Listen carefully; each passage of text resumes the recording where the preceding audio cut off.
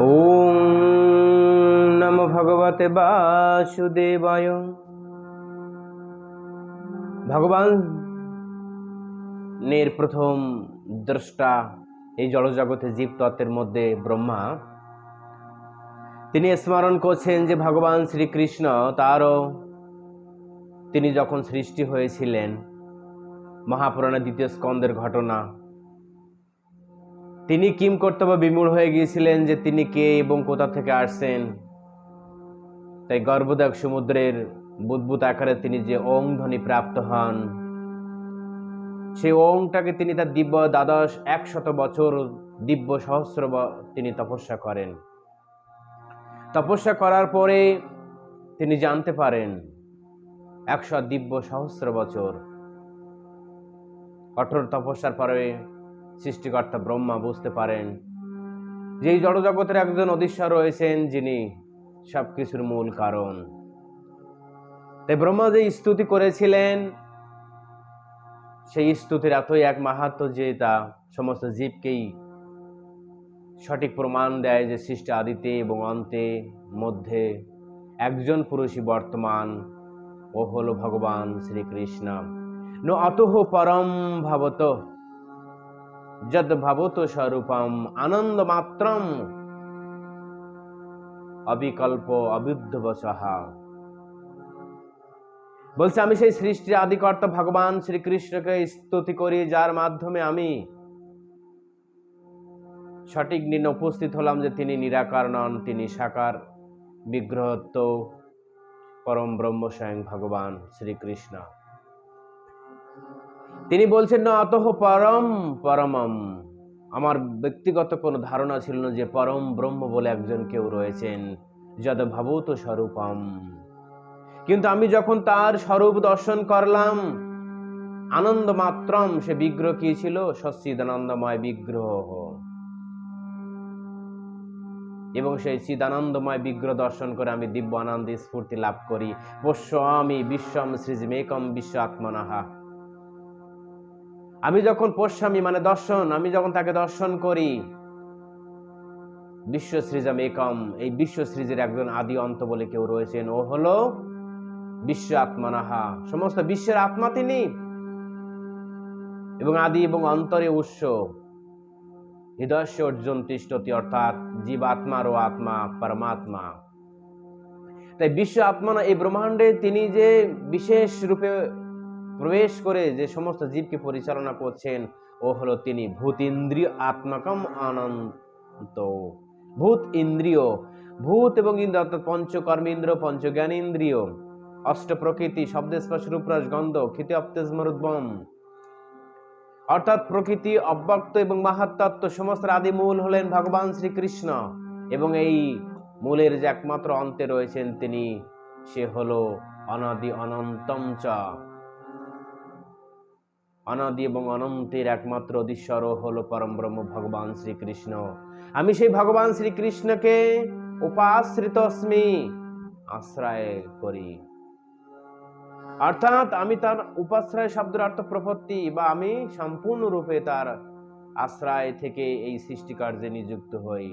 তিনি আমাকে যে উপদেশ প্রদান করেন, সে উপদেশের মাধ্যমে আমি জড়জগতের সৃষ্টি কার্যে একমাত্র তার উপসৃষ্টিকে আমি সাহায্য করি। তিনি হলেন মুখ্য সৃষ্টিকর্তা, অর্থাৎ সমস্ত সৃষ্টি আদিমূল। অর্থাৎ আমি গৌণ সৃষ্টি মাত্র, তিনি সবকিছু সৃষ্টি করেন, সেই সৃষ্টি থেকে আমি আবার পুনরস্থাপিত করি সৃষ্টি, কিন্তু আমি সৃষ্টি আদিকর্তা নই।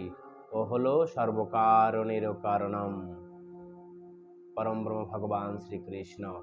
যত বা ইদম ভুবন মঙ্গলায় ধ্যানে সমা দর্শিতাম তা উপসাকানাম। আমি যখন কঠোর তপস্যা করি, উপাসনা আরাধনা করি, তিনি কৃপা করে আমাকে দর্শন প্রদান করেছিলেন, এবং সেই বিগ্রহ দর্শন করে আমার যে নিরাকার যে ধ্যান ছিল, সেগুলি সম্পূর্ণরূপে আজ ভস্মাত হয়ে গেল এবং ডিলেট হয়ে গেল। কেন আমি যখন ভগবান শ্রীকৃষ্ণকে স্মরণ করেছিলাম, ওং ধ্বনির মাধ্যমে পরম ব্রহ্ম ভগবান শ্রীকৃষ্ণ আমার কাছে ধরা দেন। এই জন্যে তস্मै নমঃ ভগবতে অনুভদীয় তুভ্যম। সেই ভগবান শ্রীকৃষ্ণের একমাত্র আদির যে মূল কারণ তিনি, অর্থাৎ তিনি যে ধ্যানে আমার তপস্যায় খুশি হয়ে তিনি যে রূপে আমার সামনে প্রকট হয়েছিলেন, আমি সেই রূপ দর্শন করে আনন্দ বিভূত হই। তস্मै নমো ভগবতে অনুবেদিতুভ্যম। আমি সেই আনন্দে অনন্তকাল রূপ যে পরম ব্রহ্ম ভগবান শ্রীকৃষ্ণকে আরাধনা করি এবং আমার ভিতরে যে একটা গন্ধকে ছিল সে সম্পূর্ণ রূপে সেটি দ্রবীভূত হয়ে গেল। অনাদৃত হও নরক ভাগ বিষদ প্রসঙ্গ কই।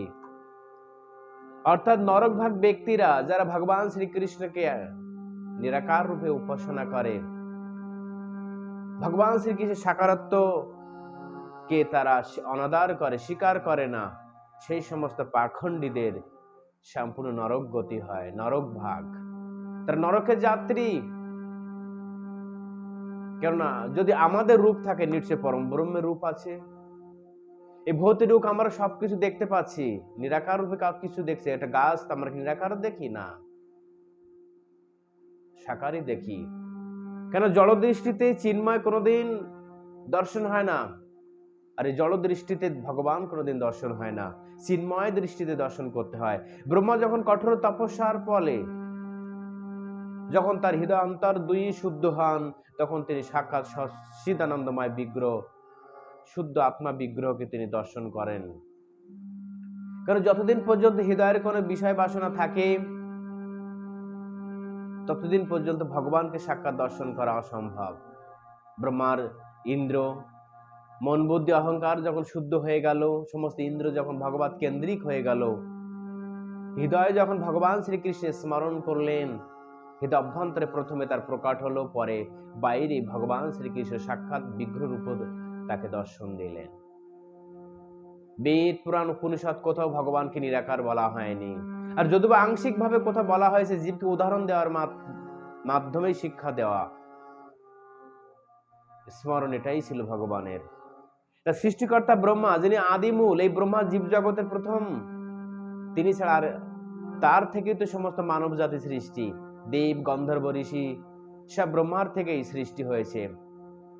তো যেখানে সৃষ্টির মূলেই যখন ব্রহ্মাকে আমরা পাই, অর্থাৎ এই জড় সৃষ্টির মূলে, জড় সৃষ্টির মূলে তো মহাবিষ্ণু, কিন্তু ব্রহ্মাণ্ডের যে জীব তত্ত্বের যে সৃষ্টির মূলে আমরা ব্রহ্মাকে পাই, সেই ব্রহ্মা আজ স্তুতি করছেন যে আমি ভগবান শ্রীকৃষ্ণকে যে বিগ্রহ দর্শন করলাম, সেই বিগ্রহকে আমি আশ্রয় করি, আজ ভজন সাধন করে এই সৃষ্টি কার্যকে সমাধা করি মাত্র। কিন্তু ব্রহ্মার থেকে সমস্ত জীব সৃষ্টি, সেই সমস্ত জীব যদি আবার এসে বলে যে ভগবান নিরাকার, কিন্তু তারা আমাদের আদিমূল ব্রহ্মা বলছেন না, ভগবান নিরাকার নয়, ভগবান সাকার। কিন্তু এই মূর্খ জীব বিভিন্ন মতবাদের দ্বারা দূষিত হয়ে আজ নরকের যে চরম গতি তারা তাদের নিজের হাতে নিচ্ছেন, সেটি তার প্রমাণ। ব্রহ্মা বললেন যে উপাশ্রিত অস্মি, আমি সেই বিগ্রহকে আশ্রয় করি, উপাসনা করি। উপশাখা নাম, সমস্ত উপশাখাদের সমস্ত উপাসনার মধ্যে যিনি শ্রেষ্ঠ, সে হলো ভগবান শ্রীকৃষ্ণ। কিন্তু মূর্খ যারা রয়েছে, এই সমস্ত অবজানান্তি মাম মূঢ়া মানুষম তনুমাশ্রিতাম পরম ভাবমজন্মন্ত মম ভূতম মহেশ্বরম। ভগবান শ্রীকৃষ্ণ গীতায় বলছেন, অর্জুন অবজানন্তি, যে সমস্ত মূর্খ জীব মূঢ়তা বশত, অহংকার বশত আমার বিগ্রহকে স্বীকার করে না, পরম ভাবাম, আমার পরম ভাবকে যারা স্বীকার করে না, অবজানন্তি, ওই সমস্ত মূর্খ ব্যক্তিদের কি করি আমি নরক গতি প্রাপ্ত করিয়ে দেই। এখানে ভগবান বলছেন যে মম ভূতম মহেশ্বরম, মম মানে আমি, ভূতম মানে এই জড়জগৎ, ভূতম মানে বহু বচন, অর্থাৎ এই ব্রহ্মা থেকে শুরু করে পাতাললোক পর্যন্ত যত কিছু সৃষ্টি দেখছো, ভূত মানে সৃষ্টি বা ভূত মানে জীব, সমস্ত কিছুর একমাত্র মূলে হলো ঈশ্বরম, ভূতম ঈশ্বরম, অর্থাৎ সমস্ত সৃষ্টির একমাত্র আদি কারণ হলো ওই ঈশ্বর, সে হলো আমি। ঈশ্বরণম বাসা সত্য তথৈব কাহির্ষিত, সমস্ত ঈশ্বরের ঈশ্বর তিনি, তিনি হলেন পরমেশ্বর, আর ও হলে ভগবান শ্রীকৃষ্ণ। কিন্তু মূর্খ জীব স্বীকার করেন না। দৈবী হেসা গুণময়ী মম মায়া দূরত্বয়া মামি বুঝে প্রপদন্তে মায়ামি তম তরন্তিতে। ভগবান শ্রীকৃষ্ণ এটাই বলছেন, চতুর্বিধা ভজন্তে বাম জন সুকীর্তন অর্জুনা আর্ত অর্থার্থে জিজ্ঞাসু জ্ঞানী সে ভারতবর্ষ। এই 4 প্রকার ব্যক্তি কেবল আমার আশ্রয় গ্রহণ করেন। আর এতাম দৃষ্ট অষ্টভ্য নষ্টাত্মা অল্প বুদ্ধয়া প্রভন্তু উগ্র করায় খরায় জগৎ আহিতা। যারা উগ্র দৃষ্টি সম্পন্ন রজতম গুণের দ্বারা পরিচালিত হয়, জগৎকে ধ্বংসের কার্যে নিযুক্ত হয় তারা। আর আমি যে সৃষ্টির আদিমূল, তারা আমাকে স্বীকার করে না। তারা বলেন মাম মূঢ়া, সে সমস্ত মূঢ় ব্যক্তি। মানুষম তনুমাশ্রিতম, আমি এখন নররূপে এসেছি, মনুষ্য বিগ্রহ রূপে এসেছি, কিন্তু মানুষম বিগ্রহম, মনুষ্যত্ব জগতে তিনি যে বিগ্রহ প্রকটত্ব করলেন, সেই বিগ্রহ রূপেই তিনি লীলা করলেন, এবং সেই বিগ্রহ হলো সচ্চিদানন্দময়। ভগবানের আবির্ভাব এবং তিরোভাব হয়, তার কোনোদিন জন্ম আর মৃত্যু হয় না। ঠিক যেমন উদাহরণের মাধ্যমে সহজ অনুভব করতে পারি, কোন ব্যক্তি এই ভারত ভূমিতে আসলো কোন বিদেশ থেকে, যখন সেই দেশে নামলো তার আবির্ভাব, যখন এই দেশ থেকে আর প্লেন উঠে চলে গেল তার তিরোভাব। তার এখানে জন্ম হয়নি, জন্ম কোথাও হয়েছে, সে অন্য দেশে হতে পারে। এই উদাহরণের মাধ্যমে সহজ অনুভব করতে পারি, ভগবান শ্রীকৃষ্ণ একটা দেশ রয়েছে, সেটা হলো গোলক বৃন্দাবন। সেখান থেকে তিনি আসেন, তাই তার আবির্ভাব হয়। তিনি যখন এই জড়জগৎ ছেড়ে আবার তার স্বধামে ফিরে যান, তখন তার তিরোভাব হয়। তাই তার আবির্ভাব আর তিরোভাব বলে আচার্যরা স্বীকার করেছেন, জন্ম মৃত্যু বলে স্বীকার করেননি।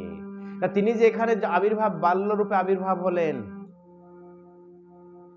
আর তিনি তার নিত্য স্বরূপে আবার প্রকাট হয়ে গেল। কখনো বাল্যভাব প্রকাট করেন, কখনো কৈশোর ভাব, কখনো পৌকণ্ড ভাব, কখনো যুবক ভাব, এর উপর আর নেই। এই সময় ভাবে কি করেন, ভক্তদের সঙ্গে ভগবান শ্রীকৃষ্ণ নিত্য বিহার করার পরে আবার অপ্রাকৃত জগতে প্রবেশ করেন, যে ভগবান শ্রীকৃষ্ণের আবির্ভাবও নেই, আবার তিরোভাবও নেই। আলাদা দৃষ্টিতে বৈষ্ণব জগৎ দেখেন ভগবানের নিত্য প্রকট, ভক্তি নেত্রে দেখে তার সর্বপ্রকাশ, গোপ গোপী সঙ্গে যাহা কৃষ্ণের বিলাস। আজ সে বৃন্দাবনে ভগবান শ্রীকৃষ্ণ লীলা করছেন, আজ সেই লীলা করে গৌর রায়, কোন কোন ভাগ্যবানে দেখিবারে পায়। আজ নবদ্বীপ ধামে ভগবান চৈতন্য মহাপুরুষ সংকীর্তন আন্দোলন যোগ্য করছেন ভক্তদের মাধ্যমে। আজ শ্রীধাম বৃন্দাবনে ভগবান শ্রীকৃষ্ণ তার নিত্য ভক্তদের সঙ্গে লীলাবিলাস করছেন, কিন্তু আমি আমার চর্ম দৃষ্টিতে সেটা দর্শন করতে পারি না, সেটা আমার দোষ। কিন্তু ভগবান শ্রীকৃষ্ণ লীলা নিত্য লীলা, নিত্য লীলা করে রসরায়, কোন কোন ভাগ্যবানে দেখিবারে পায়। ভগবান শ্রীকৃষ্ণ শ্রীধাম বৃন্দাবন, নবদ্বীপ ধাম, শ্রীক্ষেত্র পুরী, আজ তিনি নিত্য লীলা করছেন তার ভক্তদের সঙ্গে, কিন্তু যে সমস্ত ভাগ্যবান তারাও দর্শন করতে পারবেন। কলিযুগে ভগবান চৈতন্য মহাপ্রভুর প্রিয় পার্ষদ সনাতন গোস্বামী সাক্ষাৎ বৃন্দাবনে ভগবান শ্রীকৃষ্ণকে তার স্মরণ ও দর্শন পেয়েছেন। আমাদের পুরা গোস্বামী বৃন্দগণ বৃন্দাবনের নিত্য লীলা স্মরণ করতেন, এবং সেই লীলার মাধ্যমে ভগবান শ্রীকৃষ্ণকে তারা নিত্য দিন দর্শন করতেন। এই কলিযুগেই। তাহলে ভগবান দাপর যুগে আমরা জানি অপ্রকাট হয়েছে, তাহলে কোথায় প্রকাট হলো? তা আমরা তার মাধ্যমে আবির্ভাব তিরোভাবকে স্মরণ করি, কিন্তু ভগবান শ্রীকৃষ্ণ নিত্য প্রকট, তার আবির্ভাবও নেই, তার তিরোভাবও নেই, কারণ ভক্তের দৃষ্টিতে ভগবান নিত্য প্রকট। এই জন্য পূর্বতন আচার্যদের গীত, আজ সে লীলা করে গৌর রায়, বা আজ সে লীলা করে লীলারসিক ব্রজেন্দ্র নন্দন শ্রীকৃষ্ণ, কিন্তু কোন কোন ভাগ্যবানে দেখিবারে পায়। লীলা করুন নয়, ভগবান শ্রীকৃষ্ণের লীলা স্মরণ করুন, তবে তো লীলা দর্শন হবে। এবং সেই লীলা স্মরণ সহযোগী ভগবানের সেবা করুন, জপ করুন, কীর্তন করুন ইত্যাদি। যেমন কোন সতী নারী তার পতি বিদেশ থাকলে স্মরণ করে কখন তার পতি আসবে, সেই তার ভাব আহ্বাব নিয়ে সে সেবা সম্পাদন করে থাকেন। ঠিক তদরূপ ভাবে ভগবান শ্রীকৃষ্ণ খুশির জন্য ভগবান শ্রীকৃষ্ণ যে লীলা করে থাকেন, সেই লীলা স্মরণের মাধ্যমে জীব সেই লীলা দর্শন পাবেন। আপনি যা সাধনে ভাবিবে যাহা, সিদ্ধ দেহে পাইবে তাহা। অর্থাৎ সাধনা জগতে তুমি যেভাবে স্মরণ করবে, সিদ্ধ অবস্থাতে তুমি সেই রূপী ভগবানকে দর্শন করতে পারবে। তুমি এখানে ম্যানেজমেন্ট করো, যোগ্য বিভিন্ন ধরনের ব্যবসা বাণিজ্য করো, সেইগুলি যদি তোমার কেন্দ্রিক হয় চিন্তন, তাহলে কি করে হবে? সেইগুলির মাধ্যমে কি করবে? তুই ভগবান শ্রীকৃষ্ণের বৃন্দাবন লীলা স্মরণ করো। তাই বলছেন, নিত্য সিদ্ধ দেহ করিয়া ভাবন, রাত্রে দিন চিন্তে রাধা কৃষ্ণের চরণ। এই হলো ভগবান শ্রীকৃষ্ণকে লীলা স্মরণের মাপকাঠি। যদি কোনো সাধক ব্রজে নিত্যলীলা স্মরণ করে ভগবান শ্রীকৃষ্ণকে সেবা করেন এই জগতে, অর্থাৎ সাধন দেহে, তাহলে নিত্য সিদ্ধ দেহে এসে অবশ্যই ব্রজেন্দ্র নন্দন শ্রীকৃষ্ণকে প্রকট হবেন। আর যদি উত্তম তপস্যা থাকে তো এই দেহেই নিত্য সিদ্ধ স্বরূপেই তিনি ভগবান শ্রীকৃষ্ণকে দর্শন করতে পারবেন। ঠিক যেমন গোস্বামী বৃন্দগণ, যেমন শ্রীনিবাস আচার্য, পূর্বতন আচার্যদের বহু দৃষ্টান্ত রয়েছে, সাক্ষাৎ ব্রজেন্দ্র নন্দন শ্রীকৃষ্ণকে তারা দর্শন করেছেন এবং বাকি জীবন তারা অতিবাহিত করেছেন। তো এখানে ভগবান সৃষ্টিকর্তা ব্রহ্মার মাধ্যমে আমরা আজ স্মরণ করতে পারলাম যে ভগবান সাকার রূপেই সমস্ত ভক্তের সঙ্গে লীলা সম্পাদন করে থাকেন, নিরাকার নয়। যেমন আমি আমার পিতাকে দেখেছি, হয়তো আমার পিতার পিতাকে দেখিনি, তাই বলে আমার পিতার পিতা নেই? অবশ্যই আছে। পূর্বপুরুষ না থাকলে বর্তমান পুরুষ কি করে আসলো? ঠিক তদরূপ ভাবে পূর্বতন আচার্যরা ভগবানকে দর্শন করেছেন, তাই বৈদিক শাস্ত্রে তার চরম সিদ্ধান্ত রয়েছেন। তা মানব জাতির পূর্বপুরুষ পিতামহ স্বয়ং সৃষ্টিকর্তা ব্রহ্মা তিনি ভগবানকে দেখেছেন, কিন্তু নেক্সট জেনারেশনরা তাকে স্বীকার করে না। এই হলো নাস্তিক মতবাদ, এ হলো অবজানান্তেরা মূঢ়া মানুষন্তনমাশ্রিতাম, এ হলো পাখণ্ডী জীব। সম্পূর্ণরূপে এক নরকের রাজপথে যাত্রী যারা ভগবান নিরাকার উপাসনা করেন, এরা যথার্থ ভক্তি জীবনে উন্নত নয় এবং যথার্থ শাস্ত্রজ্ঞান এদের নেই। যদি তার পিতাকে স্বীকার করে তাহলে প্রপিতাকে এরা স্বীকার করে না, তাহলে কত বড় খতরনাক পুত্র এরা। তা ঠিক তদরূপ ভাবে যদি আমার পিতাকে স্বীকার করি, পিতার পিতাকে স্বীকার করা উচিত, তার পিতার পিতাকে স্বীকার করা উচিত। এইভাবে পরম্পরা অনুযায়ী আমরা আদি পিতা স্বয়ং সৃষ্টিকর্তা ব্রহ্মাকে পাই এবং ব্রহ্মার পিতা ভগবান শ্রীকৃষ্ণকে পাই, যিনি তার পদ্মফুল থেকে তার জন্ম হয়েছিলেন, তাই পদ্মজনী ব্রহ্মা। ব্রহ্মার পিতাকে ভগবান কৃষ্ণ, ঠিক তদরূপ ভাবে আর তার ব্রহ্মা থেকে আসছেন কে? স্বয়ম্ভু শতরূপা। এই স্বয়ম্ভু তো মানব জাতির পিতা। তাহলে পূর্বতন আমাদের পুরো আচার্য বৃন্দগণ স্বীকার করে গেছেন যে ভগবান সাকার, কিন্তু কলির জীবের অধপতিত দশায় কোন একটা ভাব প্রগতি তারা অবস্থান করে ভগবান শ্রীকৃষ্ণের সাকার বিগ্রহ তো তারা করেন না। তাই কোন কোন নাস্তিক বলেন বিগ্রহকে পূজা করা অসম্ভব, কাঠ মাটি পাথর কেন আমরা পূজা করব? কিন্তু ভগবান নিজেই বলেছেন আমাকে বিগ্রহ বানিয়ে পূজা করো, আমি কিরকম রূপে দেখতে। ভগবান শ্রীকৃষ্ণ নিজেই বলেছেন তার মা দেবাহুতিকে, হে মা আমার এই রূপ মূর্তি তোমরা তৈরি করো, এই রূপ মূর্তি তৈরি করে আমার আরাধনা করো। আচ্ছা বাবা মরে গেছে, বাবার ফটো আমরা রেখে দিয়ে পূজা করি কেন? প্রশ্ন হতে পারে, প্রশ্ন তো একটা আসে না, হাজার নয়, অনন্ত প্রশ্ন আসে। দেখবেন কোন ব্যক্তি মারা গেলে তার ফটো নিয়ে তার সেখানে শ্রাদ্ধ, তার চিত্রপট রেখে শ্রাদ্ধ করা হয় কেন?